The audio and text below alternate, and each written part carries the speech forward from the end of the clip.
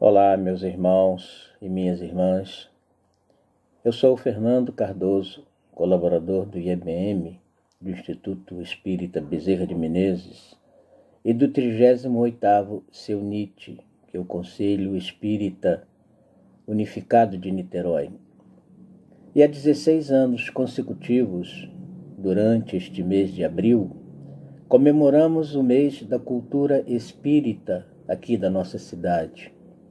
Mas, infelizmente, devido aos acontecimentos que nos obrigam a permanecer em quarentena, todos os eventos que haviam sido programados para este mês, em que comemoraríamos o 17º mês da cultura espírita aqui da nossa cidade, tiveram que ser cancelados. Mas, como hoje, 18 de abril, comemoramos o Dia do Livro Espírita de Niterói, não poderíamos deixar passar em branco esta data tão importante para o movimento espírita da nossa cidade. E como todos os anos, sempre escolhemos um homenageado. A exemplo da FEB, este ano seria o nosso benfeitor, o abnegado trabalhador do bem, Dr. Bezerra de Menezes, pelos seus 120 anos de desencarnação. Então, a seguir apresentaremos uma justa homenagem a esse grande benfeitor da humanidade, Dr. Bezerra de Menezes. Nossos sinceros agradecimentos, em nome do 38º Conselho Espírita Unificado de Niterói, aos companheiros que se dispuseram a colaborar conosco nesse momento único, em que, através de vídeos gravados, poderemos então prestar a nossa homenagem a esse grande benfeitor da humanidade e que tem consolado tantos corações, principalmente nesse momento em que atravessamos um momento de muita dor. Então, meus queridos amigos, que o Mestre Jesus abençoe todos os lares, acalentando todos os corações, trazendo paz, amor, união e fraternidade para todos nós. Muita paz a todos e muito obrigado, pela atenção.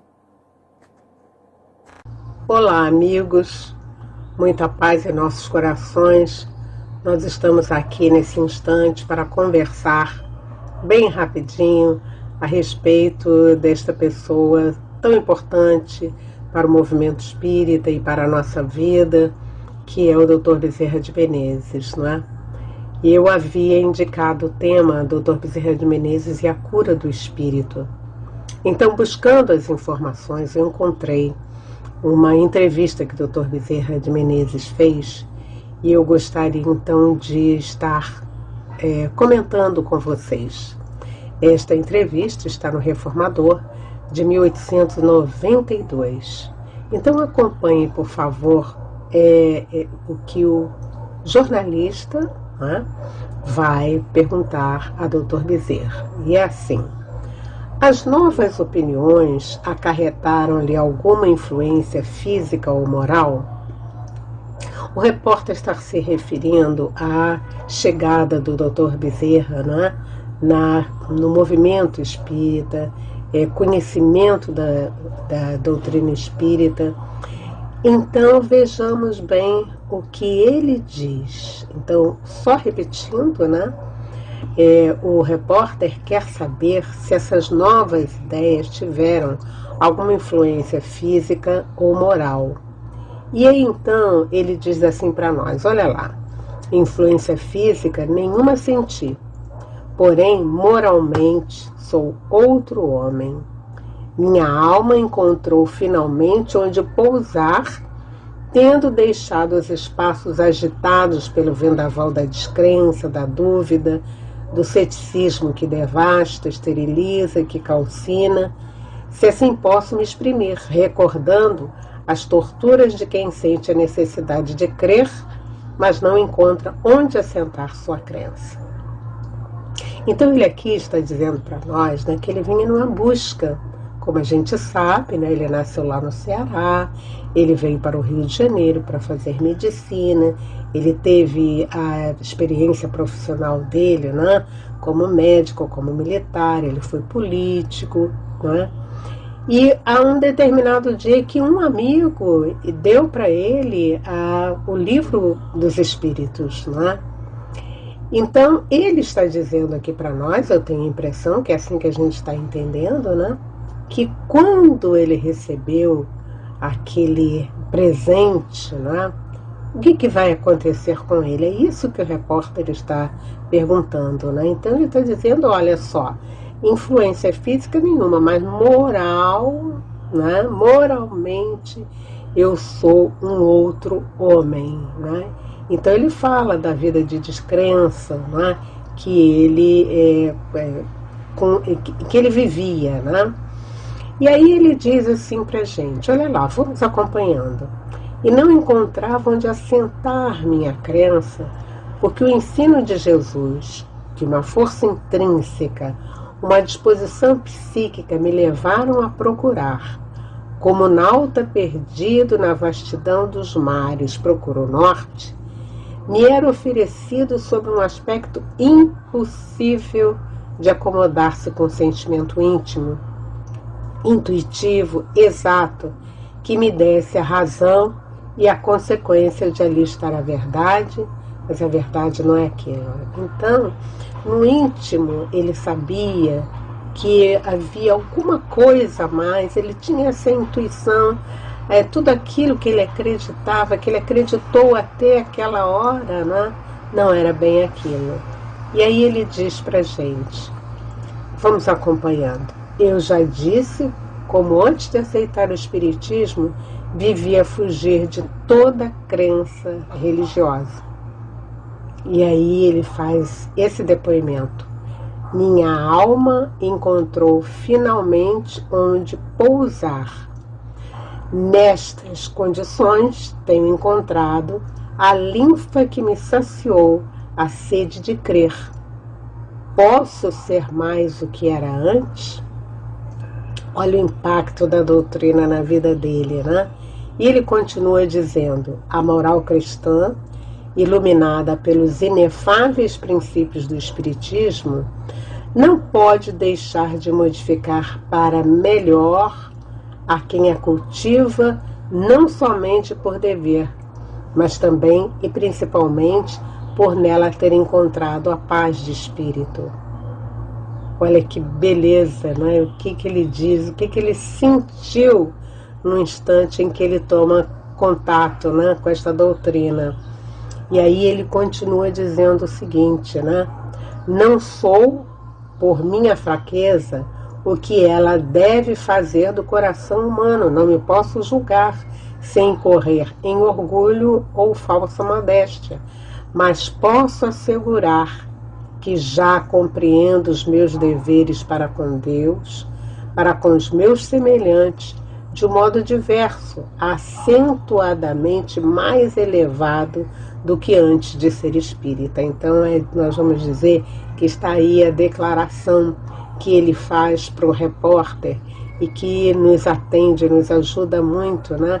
Então, ele diz que ele, na medida que ele conheceu a doutrina, ele então compreende os deveres para com Deus e para o próximo, de modo semelhante daquilo que ele acreditava, né? E aí ele diz assim para nós, né? Também é uma outra declaração, é como se nós estivéssemos assim sentados ao lado dele e ele dizendo isso para nós. Antes de ser espírita, só o pensar em perder um filho fazia-me mentalmente blasfemar, punha-me louco. Depois de espírita, tenho perdido 4 filhos adorados. E depois de criados, louvando e agradecendo ao Pai de amor ter provado por aquele modo minha obediência a seus sacrossantos decretos. Então aí o nosso amigo querido dizendo para nós a respeito da ação, né, a influência do Espiritismo em sua vida. Então, nesses instantes em que nós estamos aqui homenageando o nosso querido amigo, né, nós estamos dizendo que nós estamos bebendo nessa linfa pura que ele vai deixando para nós, no exemplo dele, né, a forma de nós nos relacionarmos melhor conosco mesmo, com o próximo, com Deus, amando essa doutrina que hoje abençoa os nossos passos e fazendo assim a cura espiritual da qual nós tanto necessitamos ainda nesse mundo de provas e expiações. E para terminar, eu trouxe um extrato de um recadinho dele, né, através da psicografia, da psicofonia do nosso querido Divaldo Franco, quando ele diz para nós assim: olha, o Espiritismo é a grande luz que desce sobre a humanidade. E mais adiante ele vai dizendo assim: mantende vossa mente vinculada a Deus e vosso coração sensível e amoroso dirigido à solidariedade. Assim, permanecei vigilantes e otimistas. Então, nesses momentos difíceis pelos quais nós passamos, ele está dizendo para a gente: mantende-vos vigilantes, otimistas, bom ânimo, meus filhos. Então, que nós possamos nessa hora agradecer a este amigo querido por esta bela lição, por este belo modelo que ele nos traz para a cura do espírito. Muita paz. Queridos irmãos, queridas irmãs, é um prazer imenso falar sobre o querido benfeitor, Dr. Bezerra de Menezes. Nesse momento em que a comunidade espírita de Niterói se reúne, mesmo que de um modo virtual, para lembrar de agradecer a esse benfeitor pelo trabalho imenso que ele fez e faz em nosso benefício. Não podemos esquecer que ele foi o grande unificador do movimento espírita brasileiro nascente em início do século XX, quando o grupo da Federação Espírita Brasileira estava dividido entre aqueles que achavam que era só uma filosofia ou a ciência. E ele propôs a fundação do Departamento de Assistência aos Necessitados. Com esse trabalho, ele mostrou na prática que fora da caridade não há salvação. O grande timoneiro do movimento espírita no Brasil e no mundo é o querido benfeitor Dr. Bezerra de Menezes. Ele é aquele que dá o nome a diversas casas em nossa região. É o protetor, é o orientador, é aquele a quem recorremos em momentos mais difíceis, aonde o homem velho que ainda insiste em viver dentro de nós faz com que os ensinamentos espíritas não sejam praticados. É ele que nos traz de volta a reflexão e que possamos entender o verdadeiro sentido da mensagem espírita, com seu exemplo, com seus ensinamentos e através da mediunidade de Divaldo Franco, no instituto que leva o seu nome e que outrora fora a Federação Espírita do Estado do Rio de Janeiro. Lá no memorável primeiro Congresso Espírita do Estado do Rio de Janeiro, já se vai mais de 20 anos, ele trouxe a mensagem da união.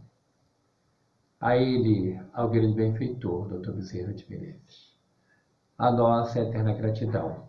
E que ele continue sendo esse guardião de nossas vidas, de nossas casas espíritas, nos incentivando à prática da verdadeira caridade, hoje e sempre. Muita paz a todos, meus irmãos. É com alegria que eu participo dessa homenagem a Bezerra de Menezes, o patrono não só da nossa casa, do Instituto Espírita Bezerra de Menezes, assim como um amigo querido, um protetor muito amado por todos nós. Quando a gente lembra de Bezerra de Menezes, é impossível dissociar daquele homem caridoso, amoroso, irmão de todos os corações que se aproximavam dele. Bezerra de Menezes foi conhecido e ainda é conhecido como o médico dos pobres. Não só os pobres materialmente, como ele tanto ajudou aqueles que não tinham como pagar por sua medicina, mas até mesmo pelos pobres de espírito, aqueles mais desafortunados da fé, da esperança, de uma elevação moral. E o coração de Bezerra de Menezes sempre acolhendo, sempre amparando, sempre instruindo.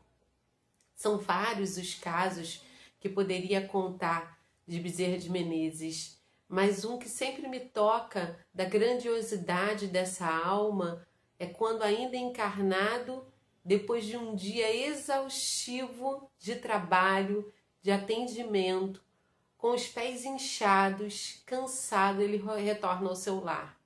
E lá no lar ele sabia que a sua filha Evangelina, apelidada de Nhanhã, estava muito doente, febril, desassossegada, realmente num quadro grave. E ele retornava para o seu lar com o coração angustiado e desejando ali estar junto da sua filha, que também naquele momento precisava de cuidados médicos. Quando antes que ele pudesse retirar a sua parafernália de médico e assumir o seu papel de pai, alguém bate à porta. E ali tinha o coração de uma mãe aflita, uma mãe que vinha de muito longe e relatava: a sua filha estava com um quadro febril, muito abatida e desassossegada.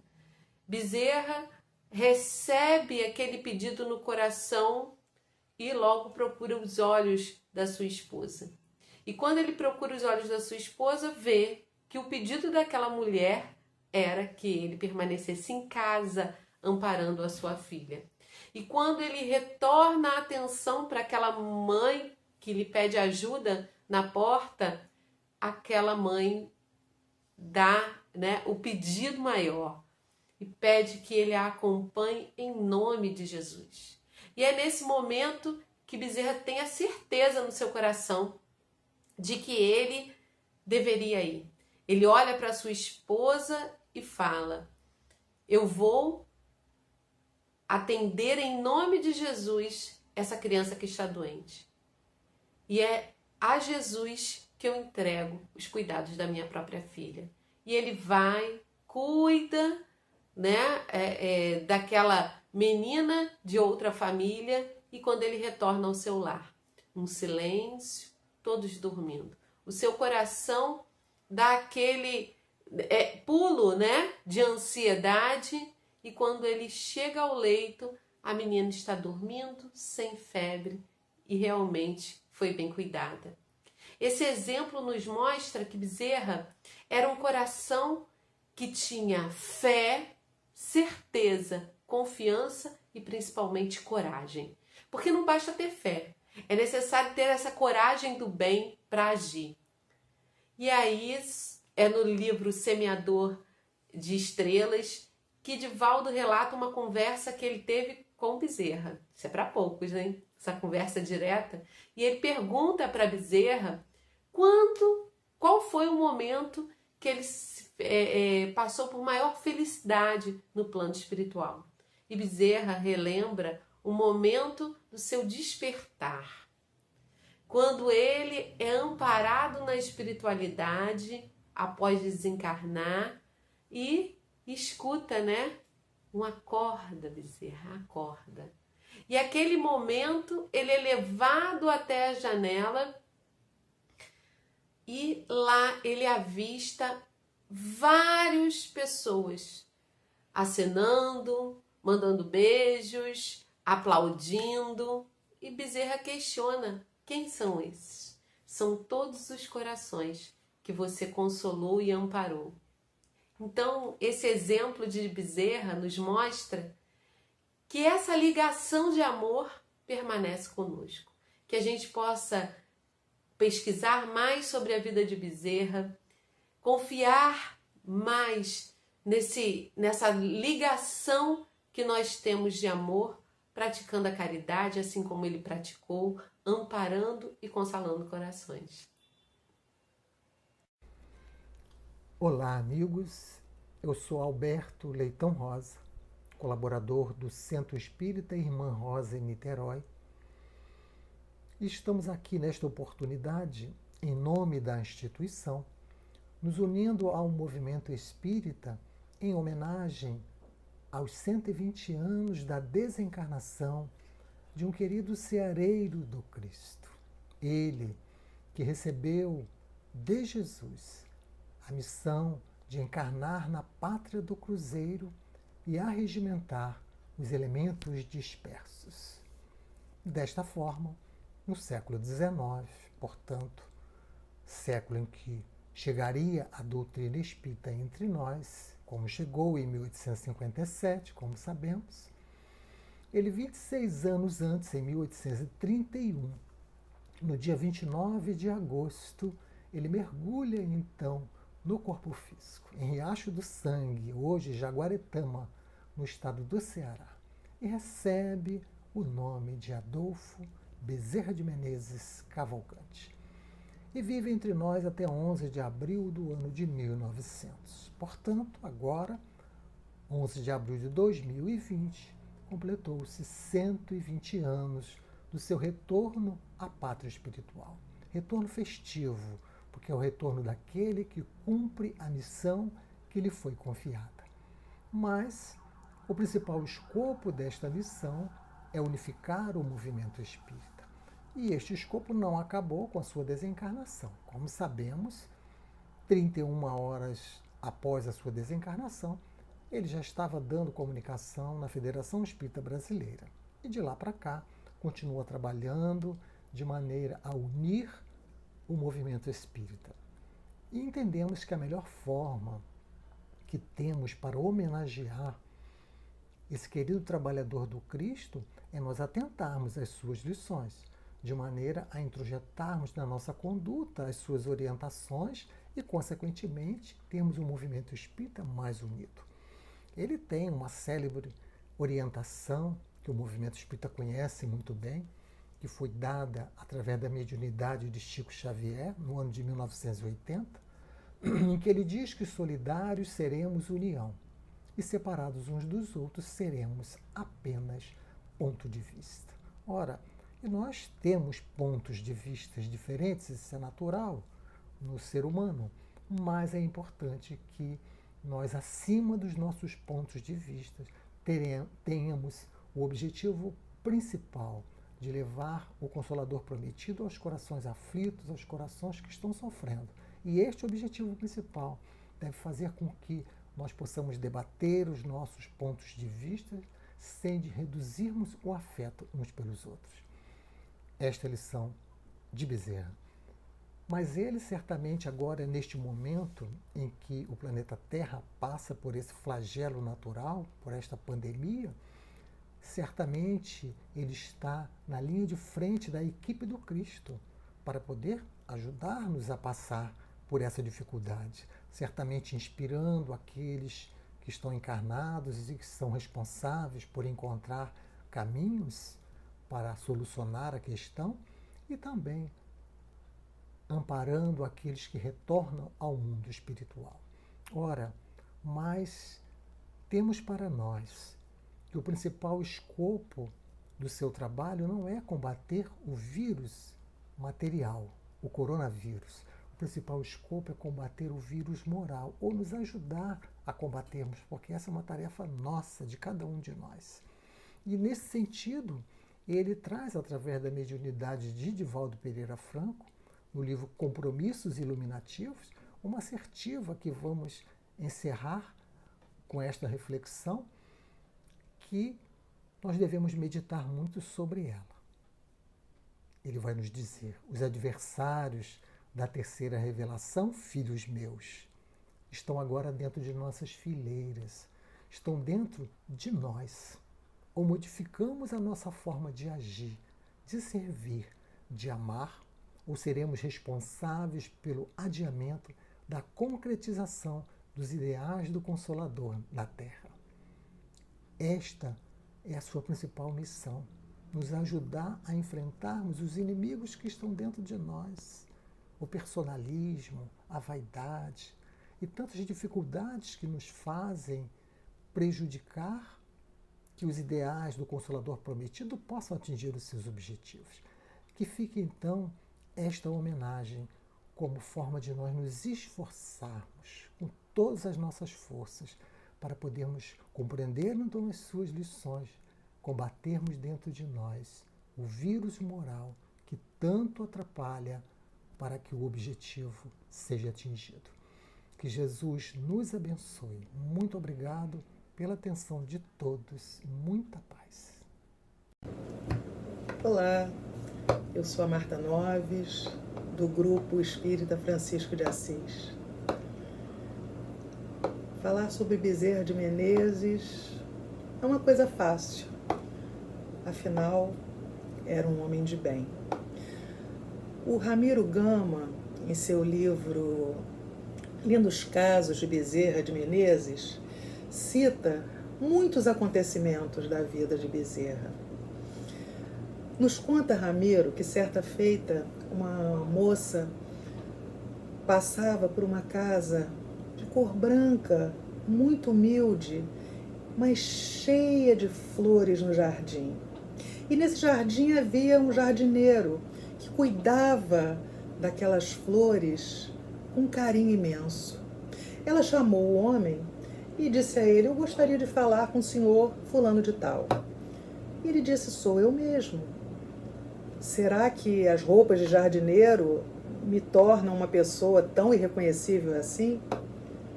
E ela olhou para aquele velhinho, olhos serenos, brilhantes. Ela entrou na casa de Bezerra de Menezes.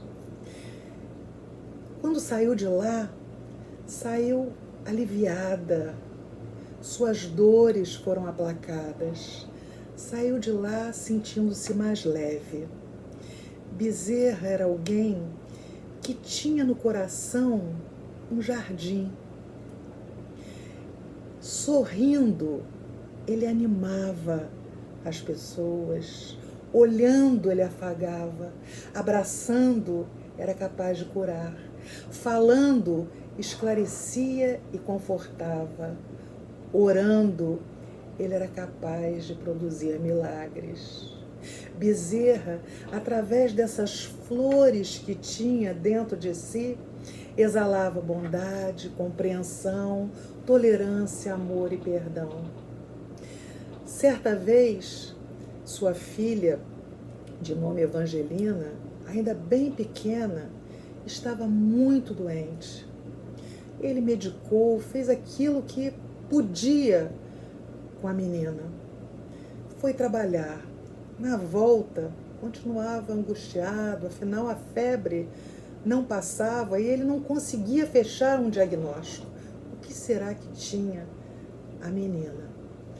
Chegou em casa exausto, tomou um banho, foi jantar. Nisso, alguém bate à porta. Era uma mãe aflita. Tinha sua filha, também pequena, da idade de sua filha Evangelina, precisando de auxílio. Sua filha tinha febre também, estava desassossegada, e a mãe, em desespero e aflita, pediu a Bezerra que o acompanhasse até sua casa. Sua mulher, Dona Cândida, olhava para ele como a suplicar que não fosse, que ficasse ali, porque tinha medo do que podia vir a acontecer. Bezerra se aprontou, olhou para sua mulher e disse: já tomei todos os cuidados necessários para com nossa filha. Agora, quem cuida dela é o Cristo Jesus. Está sob a proteção de Maria, mãe dele. Então eu agora preciso acompanhar essa mãe aflita para aplacar a sua dor. E assim fez Bezerra. Foi junto àquela mulher, chegou à sua casa, tratou de sua filha, e quando a febre baixou, ele voltou para casa. Em seu peito, um pouco de dúvida, mas essa dúvida rapidamente se transformava em certeza. Ele sabia que a sua pequena Evangelina estaria bem. Entrou em casa, tudo silencioso. Teria ela desencarnado? Quando adentro do quarto estava a menina dormindo no berço e sua mulher deitada numa cama ao seu lado. A menina realmente ficou sob os cuidados de Jesus. E Bezerra sabia disso. Ele tinha certeza de que ela seria cuidada. Mais tarde, aos 18 anos, essa mesma Evangelina, aquela que, segundo ele, era o anjo que adocicava a sua vida, era filha dos seus olhos, era aquela que fazia bater mais rápido o seu coração. Inopinadamente, foi chamada de volta à pátria espiritual. Só tinha 18 anos. A casa de Bezerra ficou lotada de confrades do movimento espírita, de amigos médicos, de amigos dos quais ele cuidava, pacientes, ricos, pobres, todas as classes sociais estavam ali misturadas naquela pequena casa. Bezerra só chegou na hora do enterro. Seus olhos verdes e brilhantes tinham serenidade no olhar, mas também estavam cobertos de pranto. Um pranto calmo, silencioso. Bezerra então vai ao jardim, pega uma rosa, pega um lírio, mas pega também uns cravos, umas saudades. Vai então onde está o corpo da filha, já inerte, e coloca aquelas pétalas de flores e de sentimentos sobre a sua filha amada. Depois, simplesmente, calmamente, serenamente, volta os olhos para o alto e faz uma prece. Bezerra não foi um homem que construiu hospitais, escolas, asilos, albergues, farmácias, porque ele era tudo isso.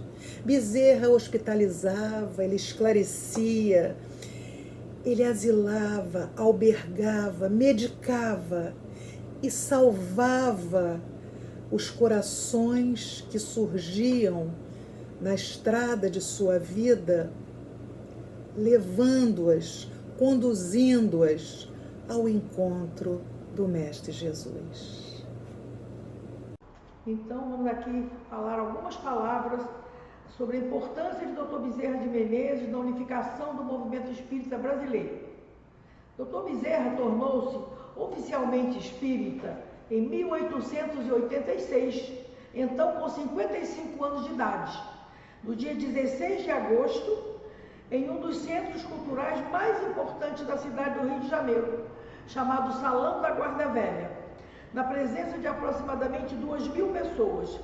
Fez um discurso de adesão pública ao espiritismo, causando pasmo e comentários por todo o estado. Naquela semana, o discurso foi publicado nos jornais mais importantes da cidade, pois ele era uma figura pública muito conhecida. Dr. Bezerra foi um dos fundadores da Federação Espírita Brasileira. Nem quis que seu nome fosse citado na ata de fundação, porque ele era uma pessoa muito humilde em tudo que fazia. Foi presidente da Federação Espírita Brasileira em todo o ano de 1889. No ano seguinte, foi vice-presidente durante todo o ano de 1890. E, finalmente, na eleição realizada em 1895, ele se tornou novamente o presidente da Federação até 1900, quando desencarnou. Foram nesses 5 anos que se deu o seu trabalho hercúleo de consolidação da Federação Espírita Brasileira e a unificação do movimento espírita brasileiro. Realizou diversas reuniões com esse fim. Correspondia-se, em nome da Federação Espírita Brasileira, com todo o país onde houvesse um centro espírita, onde ele soubesse que havia um centro espírita. Imaginem os senhores a caneta tinteiro, pelo correio, que era transportado de navio para todo o país, durante 5 longos anos. Organizou o primeiro Congresso Espírita Brasileiro, realizado no dia 31 de março de 1889, reunindo os centros espíritas então existentes na época. É importante lembrar aqui que ele era um escritor e jornalista consagrado na época e conhecido em todo o país devido ao jornal O País, seus artigos dominicais. Por 17 anos, chegavam a todas as capitais do Brasil, a Buenos Aires, a Montevidéu e a Lisboa. Podemos afirmar, então, sem medo de errar, não fosse Dr. Bezerra de Menezes e sua luta pela unificação da doutrina espírita e do espiritismo no Brasil, o espiritismo não teria hoje a força e a organização que tem. Repetindo, se visitarmos um centro espírita em Manaus ou em Porto Alegre, ouviremos as mesmas verdades codificadas por Kardec. Os mesmos princípios básicos são ensinados em todo o Brasil.